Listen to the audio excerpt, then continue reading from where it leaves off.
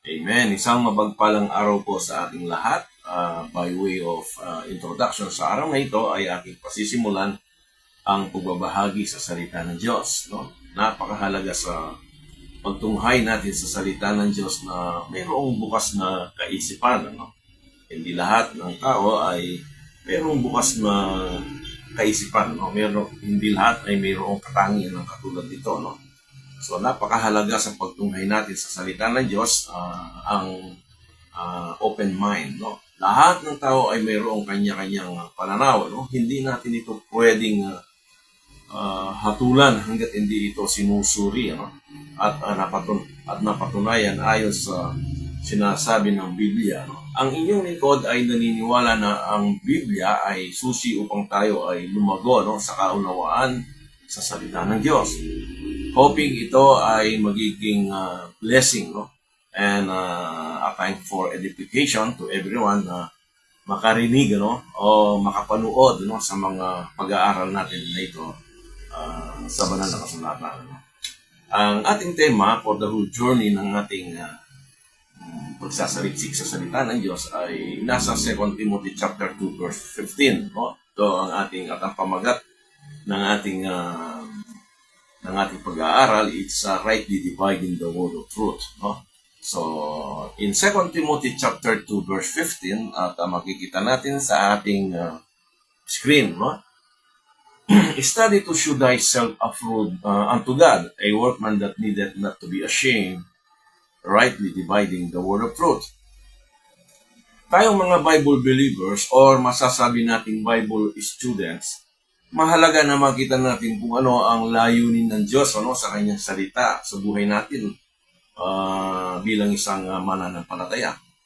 Ang Biblia ay may 66 na aklat mula Genesis to Revelation, and about 40 writers, man of God, na sa loob ng 1,600 years bago ito na kumpleto into a library na tinatawag natin ngayong sa panahon natin ngayon ay Biblia. So si Pablo ay sumulat kay Timoteo while ministering in Efeso. Sa mga panahon na yon, may mga problema na kinakaharap itong si Timoteo tungkol sa mga doctrinal issues in his ministry, or yung mga false teachings, mga usaping walang kabuluhan. Ito yung kanyang mga laman ng sulat ni Apostol Pablo kay Timoteo. Sila ay bumaling sa kathanan ng tao, at nabanggit din ang mga the perilous times in the last days in chapter 3. So sa kanyang sulat, hinikayat ni Pablo si Timoteo sa kanyang sulat sa 2 Timothy chapter 2 verse 15, na kung saan ang ating talatang binasa. Study to show thyself approved unto God, a workman that needeth not to be ashamed, rightly dividing the word of truth. So sa talatang ito, may tatlong bagay na ating matutunan. Sa una, ano ba ang dapat nating gawin ng isang mananampalataya o lingkod ng Diyos pagkatapos na siya ay maligtas? So, mahalagang ito ay ating makita sa buhay natin. Kung ano ba ang layunin ng Diyos sa atin? Of course, tandaan natin, hindi lamang layunin ng Diyos na maligtas ang isang tao. Pagkatapos na sumampalataya ang isang tao sa marinig at pagkatapos sumampalataya sa mabuting balita ng kaligtasan, which is yung sa pamamagitan nito ng kamatayan, pagkalabing at muling pagkabuhay ng ating Panginoong Yesus, ayon sa 1 Corinthians chapter 15 verses 1 to 4, siya ay kailangan na lumago. Kailangan na malaman ng isang mananampalataya na ang kahalagahan ng paglago ng isang mananampalataya sa kanyang buhay spiritual. Sorry, nabulol tayo. So, sabi nga sa sulat ni Pedro sa 2 Timothy chapter 3 verse 18, but grow in grace and in the knowledge of our Lord Jesus Christ. So, isa lamang paraan upang lumago sa spiritual ng isang tao. Ito ay sa pamamagitan ng salita ng Diyos, no? As a newborn babes, desire the sincere milk of the word, which is the word of God, uh, which is the word of God, that ye may grow thereby, no? So, ang salita ng Diyos o ang banal na kasulatan ay hinahintulad sa isang dalisay na gatas, ano? Katulad ng isang sanggol, kailangan niya ang isang dalisay na gatas, ano? At mainam na sabi nga ng medisina na ang gatas ng isang ina, gatas na purong gatas ng kanyang ina ay mas mainam na yun ang inumin ng isang bata, no? Kaya ang banal na kasulatan ay nahintulad sa isang dalisay na gatas, no? So, kailangan ito ng isang sanggol, sabi niya, no? Sabi sa 2 Timothy 2:15, una, kailangan natin itong, ano ang dapat gawin ng isang mananampalataya? Kailangan itong aralin, ano? O, ito yung, or study, ano? 3 beses lamang nabanggit ang salitang study sa banal na kasulatan, ano? Ito ay binibigyan din hindi lamang sa ating panahon, ano? Maging sa mga unang panahon bago pumasok sa Jericho, ang mga Hebrewo o mga Israelita, sinabi ni Moses kay Joshua in Joshua chapter 1 verse 8, ano? Makikita natin doon na ang sabi sa Joshua chapter 1 verse 8, this book of the law shall not depart out of thy mouth. So, napakahalaga, no, sa bansang Israel na ang kautusan ay kailangan na hindi, ibig sabihin nito ay kanyang binubulay. Sabi nga doon, but thou shalt meditate therein day and night. So, araw at gabi, kinakailangan nila itong pagbubulay-bulayin, that thou mayest observe to do according to all what is written therein, no? Upang kanilang malaman kung ano ba yung mga nakasulat doon sa banal na kasulatan, ano, o sa kautusan, ano, for then thou shalt make thy way prosperous, and then thou shalt have a good success. Bagamat ang talatang ito ay may kaugnayan, ano, sa kautusan ni Moses na ibinigay ng Diyos para sa kanyang bayang Israel. Tandaan natin, yung batas na yan ay ibinigay sa bansang Israel, ano, not for the Gentiles, ano. Kailangan nila itong dili-diliin, ano, at isa puso upang kanilang matupad, ano. Of course, kailangan nila itong basahin at aralin, ano. So, ang salitang success ay minsan lamang nagamit sa buong Biblia, no? At ito ay makikita lamang natin doon sa talatang ito in Joshua chapter 1 verse 8. Actually, ang sabi niya, to attain good success, sabi niya, no? Ayon sa kautusan, in order to attain good success, mayroon itong kaugnayan sa kautusan na ibinigay ng Diyos sa kanila.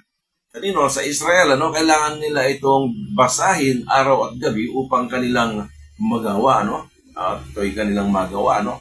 Subalit sa panahon natin, at alam naman natin ito, that good success ay madalas na sinusukat sa antas ng narrating, ano, ng isang tao. Kung gaano nakalaki ang tinatangkilik nito o kahit sa anumang larangan ng buhay, no, na kung ano na ba ang kanyang narrating. Subalit hindi ito sapat na batayan, no, sa turo ng banal na kasulatan, no. Ang paraan ng Diyos sa bayang ito upang makamit, ano, ang isang good success, kailangan nilang diliin, ano, dili-diliin ang mga kautusan, ano, upang malaman nila ang dapat nilang gawin, ano, nandun sa tuntunin na ibinigay ng Diyos through Moses, ano, sa bansang ito, no. Ganoon din si David, ang kanyang kasiyahan ay nasa kautusan ng Diyos, ano. Kanya itong binubulay araw at gabi. So, ito ay mababasa natin sa Psalms chapter 1, ano? Verses 1 to 3, ano? Ito rin ay may kaugnayan upang ito ay guminhawa. Ibig sabihin, kanya itong binabasa at marahil isinasa ulo, no?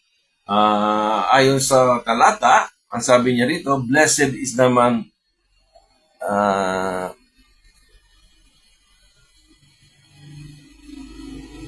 Sabi niya rito sa talata, aking babasahin, blessed is the man that walketh not in the counsel of the ungodly, nor sitteth or nor standeth in the way of the sinners, nor sitteth in the seat of the scornful. No, but his delight is in the law of the Lord, and in his law that he meditate therein day and night. No, so nandoon yung desire ni David sa kautusan at kanya itong binubuli araw at gabi. Ang sabi niya sa verse 3, and he shall be like a tree planted by the rivers of water. So para ba siyang itinanim sa isang batis, tulad sa tabi ng batis, kung saan dumadalo yung tubig, and sabi niya that bringeth forth his fruit in his season, his leaf also shall not wither, sabi niya, and whatsoever he doeth shall prosper. So napakahalaga na katulad ni David, ang kanyang desire, ang kanyang naisin ay upang pagbubulay-bulayin ang salita ng Diyos. Napakahalaga na sa pag-aaral sa salita ng Diyos, even in the Old Testament, ito ay kanilang binubulay-bulay ang salita ng Diyos. Paul encouraged Timothy to study the word of truth. Ina-encourage si Timoteo. Si Pablo ay hindi nakatingin sa mga pansamantalang bagay sa mundong ito. Ang hangarin ni Pablo sa kanyang sulat kay Timoteo marahil upang makita niya ang katotohanan na nakasaad ayon sa sinasabi ng Bible. Kaya nga sinabi ni Pablo kay Timoteo sa 2 Timothy chapter 2 verse 7, yung sundan sa ating screen, consider what I say, and the Lord give thee understanding in all things. Hindi lamang sa isang bagay, na in all things. So napakahalaga na need to consider yung mga sinabi ni Apostol Pablo, yung mga revelation ng ating Panginoong Hesus sa kanya, na kanyang isinulat. So kailangan natin itong isaalang-alang at ating basahin. We need to consider them. Sabi niya, ang kanyang sinabi ni Apostol Pablo, tayo ay bibigyan ng kaunawaan ng Diyos sa lahat ng bagay. Isipin mo ang sinasabi ko sapagkat bibigyan ka ng Panginoon ng pagkaunawa sa lahat ng bagay. Huwag lamang tayo umasa sa mga kwento o sinasabi ng tao. Malimit pagkatapos nating narinig ang isang tagapagturo ay okay lang at hindi na natin ito sinusuri at hindi na natin pinag-aaralan at hindi na natin ito kino-compare doon sa kung ano yung nakasulat sa banal na kasulatan. Kaya kailangan natin itong suriin base sa salita ng Diyos. Ito ang unang kaisipan na makikita natin sa ating talatang binasa o sa ating title sa ating journey na sa pag-aaral ng salita ng Diyos, which is by rightly dividing it. Pangalawa, bakit kailangan natin itong aralin? Bakit? Why we need to study it? So, ang sabi dun sa talata, to show thyself approved unto God. Madalas inalalarawan ng marami ang salitang approve, reflecting to good works, So, wala namang masama doon sa mabuting, actually, it's a good para sa isang mananampalataya. But, hindi ito reflecting to good works. Bagamat, mahalaga na malaman ng isang mananampalataya na ang dulot ng biyaya ng kaligtasan ay tinuturuan tayong tumanggi sa kalikuan at kahalayan sa sanglibutang ito upang makapamuhay ng banal at matuwid sa panahong kasulukuyan sa sanglibutan. Ito ay mababasa natin sa Titus chapter 2 verses 11 to 12. For the grace of God that bringeth salvation hath appeared to all men, to all men. 12, teaching us that, denying ungodliness and worldly lust, we should live soberly, righteously, and godly in this present world. So, subalit, ang konteksto natin dito sa 2 Timothy chapter 2 verse 15, ay tungkol sa doktrina ng salita ng katotohanan. No? It is about the doctrine uh, sa doktrina ng salita ng katotohanan. No? Kailangan tayong manatili sa sinasabi ng banal na kasulatan. No? Sinabi din ni Pablo kay Timoteo, and the things that thou hast heard of me among many witnesses. Sabi niya, the same commit thou to faithful men who shall be able to teach others also. Napakahalaga na yung ating nalalaman o ating, of course tayo ay unang nakakilala sa Panginoon. So we need to share to others, ano? Yung sabi niya, the same commit to the faithful men who shall be able to teach others also. Hindi yung matagal na tayo sa ating buhay bilang isang mananampalataya, pero hindi tayo seryoso, no, sa pagbabasa ng salita ng Diyos. So kinakailangan natin itong aralin at dinidiliin. Ang sabi nga, ang sabi niya doon, para maging karapat-dapat tayo sa Panginoon, ano? Study to show thyself approved unto God, ano? So, ibig sabihin nito, kailangan nitong manatili sa mga sinasabi ni Pablo upang maipahayag din naman sa iba, ano? At so, ito ang pangalawang layunin ng talatang ito upang manatili ayon sa itinuturo ng salita ng Diyos, no? At tayo ay magiging katanggap-tanggap sa Kanya, no? So, ano ba yung ikatlo, no? Ano ba yung ikatlo? Ang ikatlo, paano ito aaralin, no? Nakita natin na ano ba ang dapat natin gawin bilang isang mananampalataya pagkatapos na ang isang tao ay kumilala sa Panginoong Yesus at siya ay sumampalataya doon sa mabuting balita o which is the gospel of the grace of God. Ano ba? Hindi lamang ito aaralin, hindi lamang to show thyself approved unto Him, kundi ito ay upang aralin natin na sa pamamagitan ng paano natin aralin, it is by rightly dividing it. No? Isa lamang paraan na ang ibinigay ng Diyos sa banal na kasulatan kung paano natin pag-aaralan ang salita ng Diyos. No? It is by rightly dividing it. Dalawa lamang translations ang KJV and NKJV. So far ang aking nakita na itinala ang salitang ito, no? O yung phrase na ito, no? Ang by rightly dividing it. So far, lahat halos ng translation ay hindi natin ito nakikita, no? Ang sabi sa Hebrew chapter 1 verse 1, ang sabi niya doon, God who at sundry times and in diverse manners spake in time past, no? Unto the fathers by the prophets, no? Malinaw ang Diyos ay nangusap sa nakaraan sa iba't ibang paraan, no? Iba't ibang paraan, no?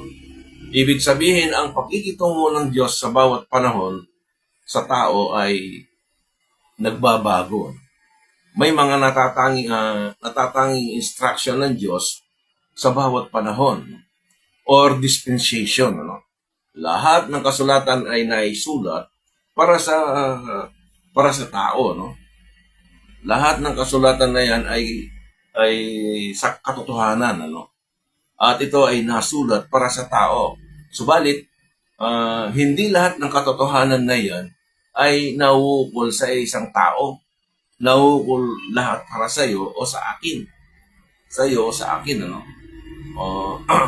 So, napakahalaga na makita natin sa ating pag-aaral sa salita ng Diyos o sa ating buhay ang layunin ng Diyos sa atin, ano?